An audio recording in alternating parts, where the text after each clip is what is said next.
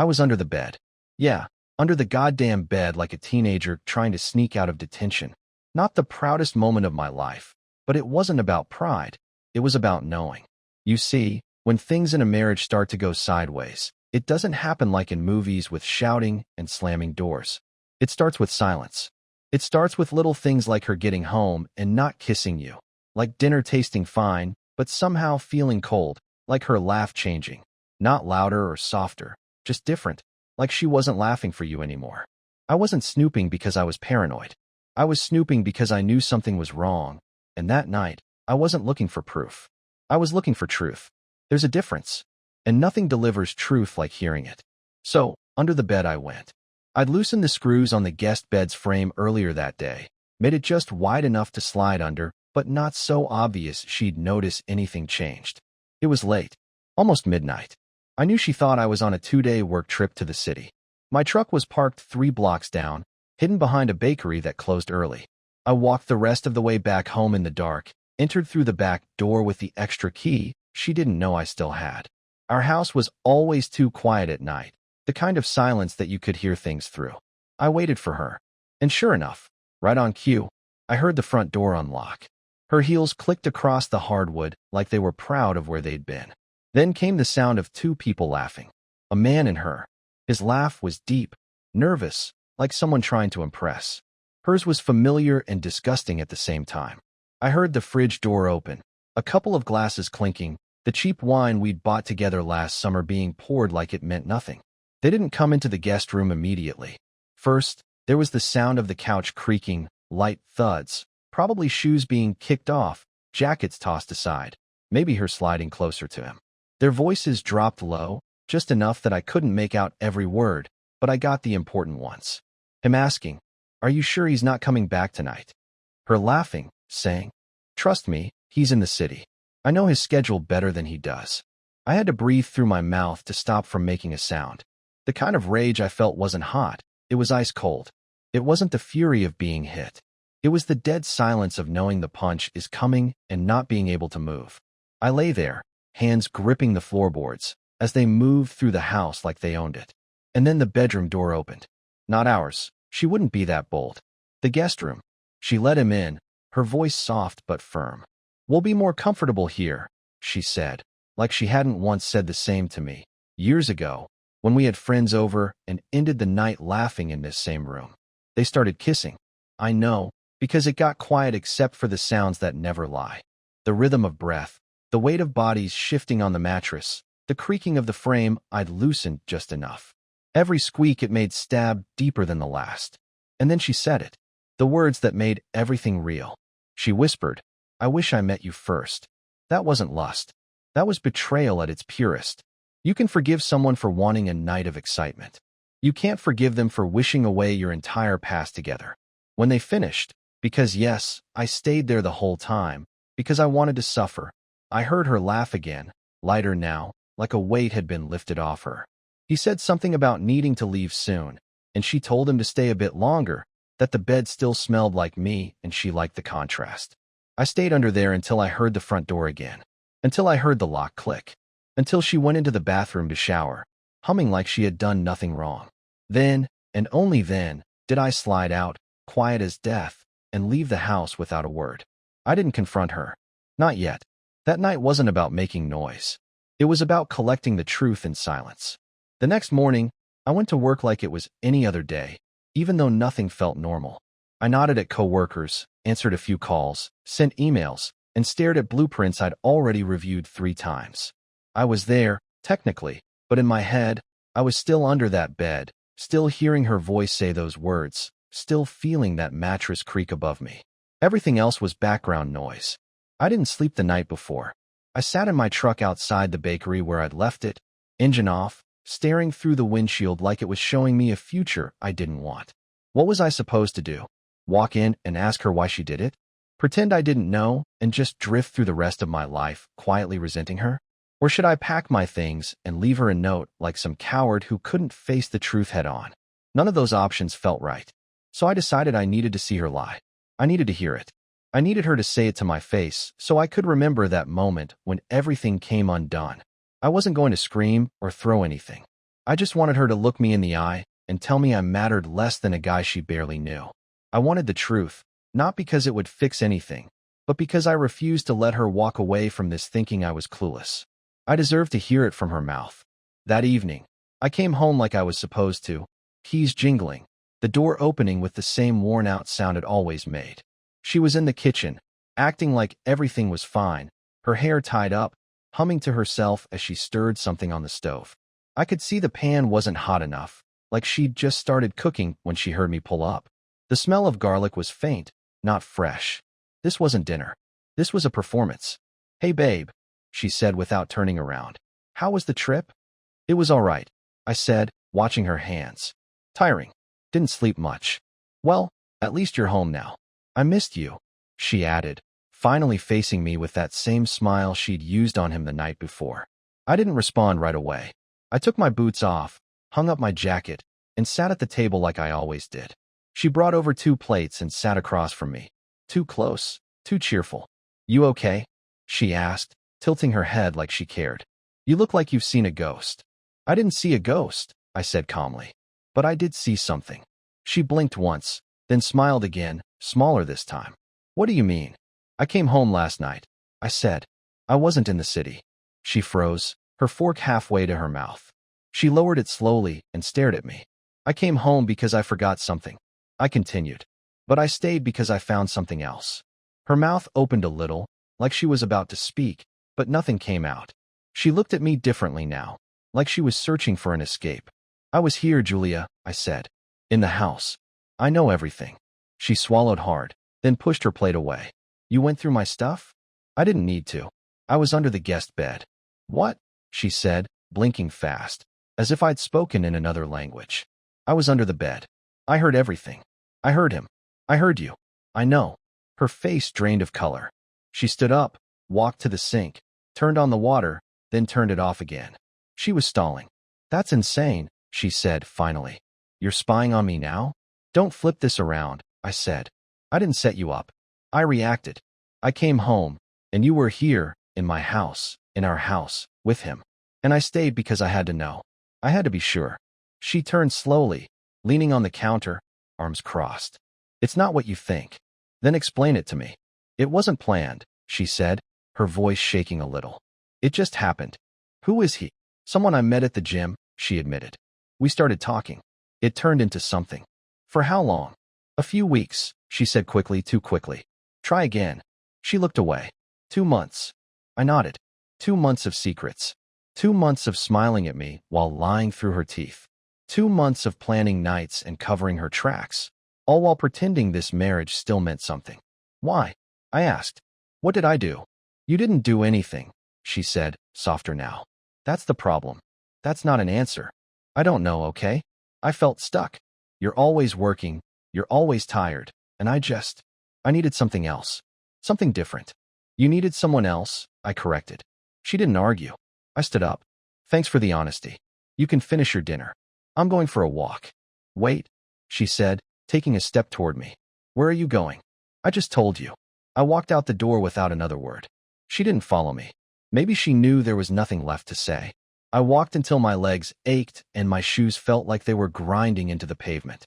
I didn't care where I ended up, just that I wasn't near her. It wasn't even about calming down. I wasn't angry in the way people think. I wasn't yelling. I wasn't imagining breaking things. I was just sharp, every thought clear, every memory from the last 2 months replaying with new meaning. Every fake smile, every quiet night, every time she touched my shoulder while walking by. It all looked different now, like I'd been watching a play instead of living a life. By the time I got back to the house, it was after midnight. The lights were off except the one in the hallway. She left it on like a child waiting for a parent to come home. I walked in, locked the door, went straight to the living room, and sat down. I didn't need sleep. I needed her to say everything, and I wasn't going to wait another night for it. I heard her come down the stairs, her steps cautious, as if she didn't know whether to act like this was just a bad fight or the last day of something we'd built for years. She stood by the entry to the room and didn't say anything for a while. Then she finally walked in and sat across from me without a word. Her hair was tied back, her face bare. I wondered if that was for honesty's sake or just because she hadn't gotten around to pretending yet. I didn't sleep, she said quietly. Me neither, I answered. Talk.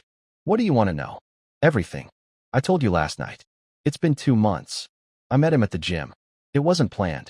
We talked. It was innocent at first. Then I don't know. I started to like how he looked at me. Like I was new. I didn't react. I just stared at her. She kept going. He asked if I wanted to go for coffee. I said yes. We didn't do anything that day, but I felt guilty anyway. And I still went again the next week. It wasn't supposed to turn into anything. But it did. Where did you go? I asked. Sometimes his apartment.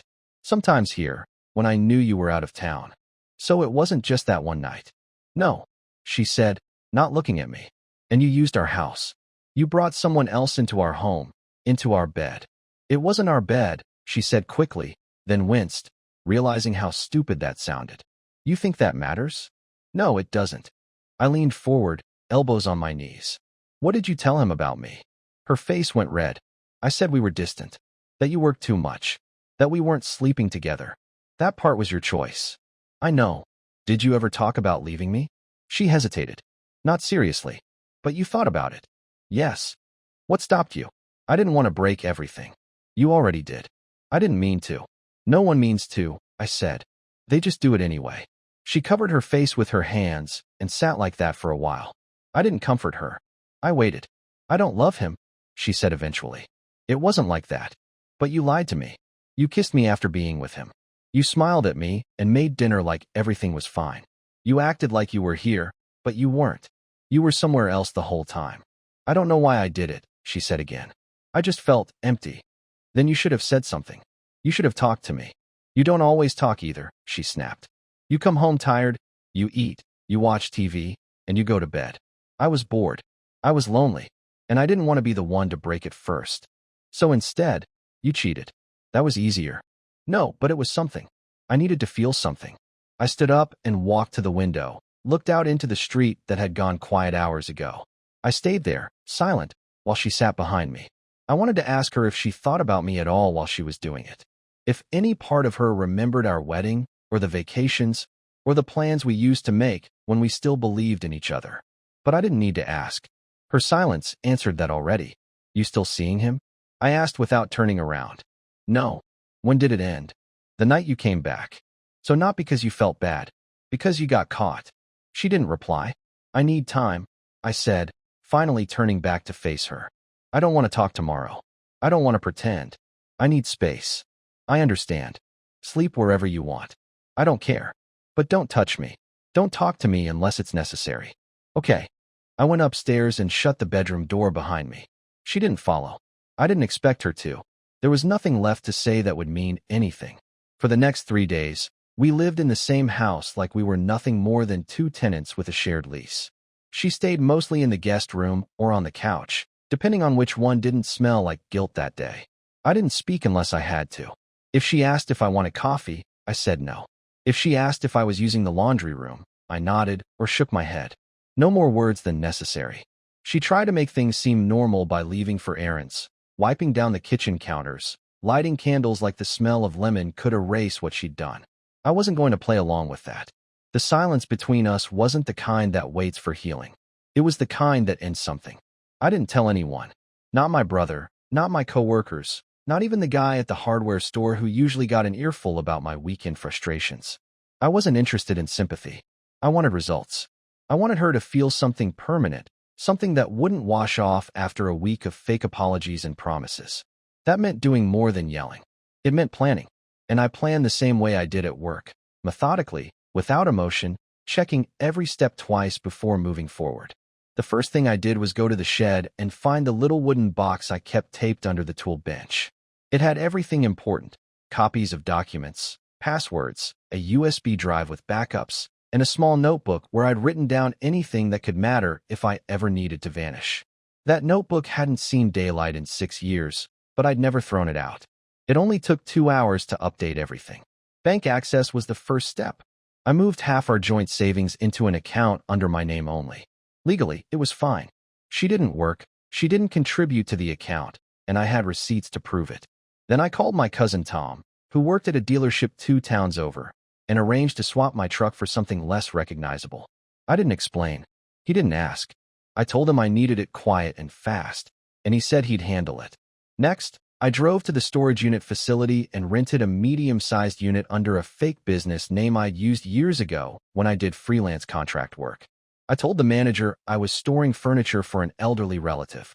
Paid 6 months in advance. Moved stuff there gradually over the next 2 days. Personal tools, childhood photos, my old stereo system, my safe, and most of my clothes. I left enough in the closet to not raise suspicion. The key was to keep her guessing just long enough. On the 4th day, she knocked on the bedroom door. It was early morning, and I was shaving. "Can I talk to you?" she asked through the door. I opened it without saying anything and stood there, waiting. I wanted to say I'm sorry again.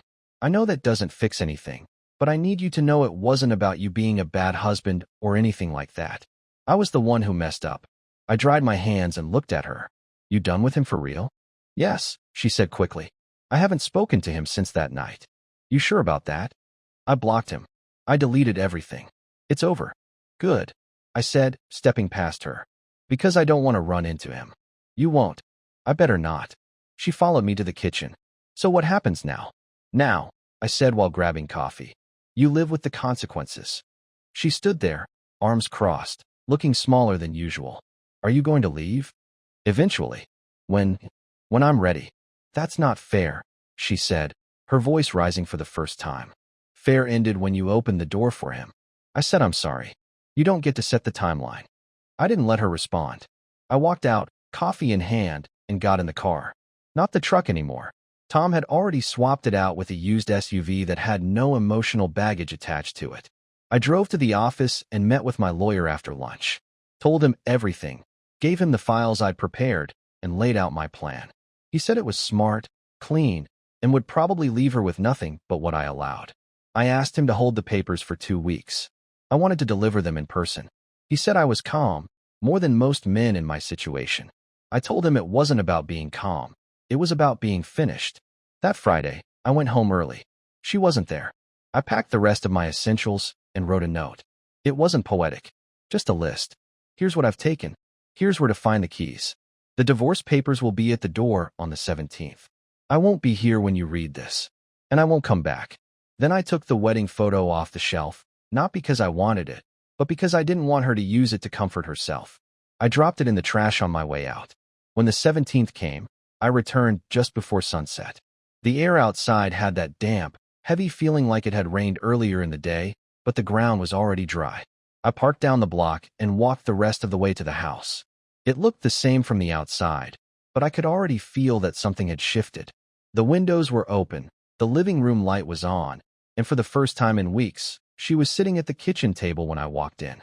Not pacing, not fake smiling, just sitting there with a stack of unopened mail and an empty mug.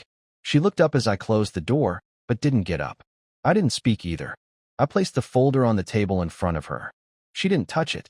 "I figured it would be today," she said, voice low. "You've been quiet, but not aimless."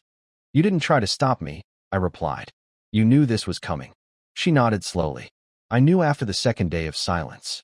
I pulled out a chair, sat across from her. I didn't expect a conversation, but I wasn't going to leave without giving her one last chance to say what she had to say.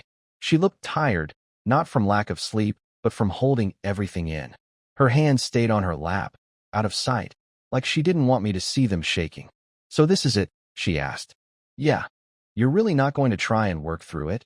"There's nothing to work through," I said. "You chose someone else. You invited him into our life. It wasn't a mistake, it was a decision. You just didn't expect consequences." "I expected pain," she said. "I didn't expect to lose everything." "Then you didn't think it through." "I thought you'd yell. I thought you'd make a scene. I didn't think you'd walk away like this." "Why not?" "Because you're not cold. You always cared." "I still do," I said. "Just not about us. That part's dead." She looked down. "I've been trying to feel normal again. I keep thinking maybe if I just say the right thing, you'll believe me when I say I regret it." "I don't doubt that you regret it. I just don't care anymore. Regret doesn't undo anything. You don't get points for realizing you messed up after the fact." "I was lonely. I was tired. You were lonely. Everyone has something. That doesn't make what you did excusable." She looked at the folder. "Are you going to tell people?" "Not unless I need to. I'm not here for revenge anymore." "What changed?" I watched you walk around this house like nothing happened. That was enough punishment. I didn't do it to hurt you. But you did anyway. And now we're here." She leaned back in the chair, pressing her lips together like she was trying to hold in whatever emotion was climbing up her throat. I stayed silent, letting her fight her own battle for once. It took her almost a full minute to speak again. "Do you still love me?" she asked. "I think I stopped loving you the moment you told him you wished you met him first." Her face crumpled for a second before she pulled herself back together. "I didn't mean that. But you said it. That's the part that stuck. I've never felt so ashamed." "Good. That means you're still human." She took a shaky breath. "So what now? You move out? I stay here." "I've already moved out. This house means nothing to me now. You can keep it. I've got a place across town. Already signed the lease." "You planned this whole thing." "I had to. Is there someone else?" "No. And there won't be. Not for a long time. I'm not in a hurry to replace someone I spent years building a life with." "Then why does it feel like you already replaced me with your silence?" "Because I needed distance. Not a rebound." She stared at me like she was trying to memorize my face. I didn't flinch. I didn't look away. I needed her to see that I was already gone, even though I was sitting right there. She finally reached out and placed her fingers on the folder. "Will you stay for coffee?" she asked. "No," I said. "This isn't that kind of ending." She nodded, slid the folder closer, and stood up. "Can I at least walk you out?" "If you want." We walked to the door together, but there was no warmth, no pretending. When I stepped out, she stayed just inside the doorway, holding the knob like she was waiting for a rewind button that didn't exist. I turned around one last time. "I hope you figure yourself out, Julia." "Not for me. For you." "I wish I could take it all back," she whispered. "Wishing won't help." Then I walked to my car without looking back. She didn't follow. The first morning in the new apartment felt strange, but not in a dramatic way. Just unfamiliar. No smell of her shampoo from the bathroom, no half-filled laundry basket in the corner, no coffee machine beeping before I got out of bed. I didn't feel relief, but I didn't feel panic either. I felt like someone who had taken the last step off a sinking boat and was now standing on something solid. I didn't spend the day reflecting or staring out windows. I unpacked boxes, paid bills, and fixed a cabinet door that was hanging loose. Life didn't pause to let me catch my breath. It just kept moving, and I moved with it. People started noticing I wasn't wearing my ring. Some asked directly, others danced around it, waiting for me to offer the story. I didn't. I told my brother first, sat across from him at the bar while he sipped a beer, and said, "You sure you want to do this?" I told him it was already done. He didn't argue. He just asked where I was staying and said I could crash at his place if I ever needed to. That was enough. I told a few close friends after that, each time keeping it short. "We're done. She cheated. I'm not going back." No one tried to defend her. No one asked what I did wrong. That told me everything I needed to know about how people had seen our marriage all along. A week after the divorce papers were filed, she texted me. It was the first message I'd gotten from her since the day I dropped off the folder. She asked if we could meet. Said she wasn't trying to get back together, just wanted to talk face to face one more time. I stared at the screen for a while, then replied with a time and a diner halfway between our places. I didn't know what she wanted to say, but I figured I could sit through one more conversation. She was already there when I walked in, wearing a sweater I'd bought her for her birthday 2 years ago, the one she used to wear on cold evenings when we'd sit out on the porch. It didn't mean anything now, just fabric. I sat down, nodded at her, and waited. She looked nervous, but not fragile, like she'd rehearsed this. "I know I don't deserve your time," she started. "Then don't waste it," I replied. She nodded, took a breath. "I just wanted you to hear it from me that I understand what I destroyed. I know you don't owe me forgiveness, and I'm not asking for it. I just couldn't move on without telling you that I regret everything. Not just the cheating, the way I treated you for months before, the distance I created, the excuses I made. I blamed you for things that were never your fault. You already said all this." "Not like this," she said quickly. "Before, I was still holding on to the idea that maybe I could fix it. Now I know I can't. I know you're gone, and I know it's my fault. I just didn't want the last thing you remembered about me to be that night at the kitchen table. That's all I will remember." She looked like she was about to cry but stopped herself. "Are you okay? I mean, not just surviving, but actually okay?" "Getting there," I answered, still sorting through the wreckage. "Do you ever think about us before all this?" "I remember the good stuff, sure. I just don't feel anything when I do. It's like watching someone else's home movies." She didn't respond. Just sat there with her hands wrapped around her coffee cup like it was something to hold on to. I hope you find peace, I added. I'm not saying that to be noble. I just don't care enough to wish you anything worse. I deserve worse. Probably. But I'm not the one to give it to you. We didn't say much after that. Paid our bills, nodded goodbye, and walked out separately. I didn't look back, and I didn't think about what she did after that. Whether she went home, cried, or deleted my number didn't matter anymore. That part of my life was over, and not in the dramatic way people imagine. It was over like a finished job, like taking off a uniform you'll never wear again. 2 weeks later, I started sleeping better. The silence in the apartment stopped feeling hollow and started feeling like control. I started going out more.